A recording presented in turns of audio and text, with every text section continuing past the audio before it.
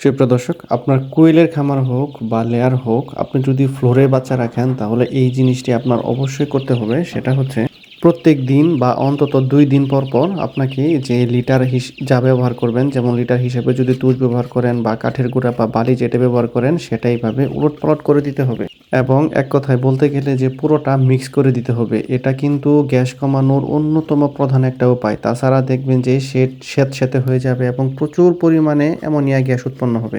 Ammonia gas যদি বেশি হয়ে যায় তাহলে কিন্তু অনেক ক্ষতি হতে পারে। যেমন প্রথমত হচ্ছে FCR রেশিও কমে যাবে, খাবার-দাবার কমে যাবে এবং বাচ্চাগুলোর চোখ দিয়ে পানি পড়বে, অন্ধ হয়ে যাবে, চোখ মুখ ফুলে যাবে। এরকম আরও নানা রকমের সমস্যা আপনারা দেখতে পাবেন। তাই এই সমস্যাগুলো এড়াতে আপনারা অবশ্যই প্রতিদিন না হলেও অন্তত ২-১ দিন পর, পর আপনারা যে লিটার বা ধানের তুষ যেটাই ব্যবহার করেন সেটা এইভাবে উলটপালট করে দিবেন। এতে আপনার বাচ্চা সুস্থ থাকবে, খাবার বেশি খাবে এবং FCR রেশিও অনেক ভালো থাকবে। ব্রুডিং নিয়ে আপনাদের কোনো জিজ্ঞাসা বা পরামর্শ থাকলে আপনারা কমেন্টে অবশ্যই আমাদেরকে জিজ্ঞেস করতে পারেন বা জানাতে পারেন। থ্যাংক ইউ সবাইকে।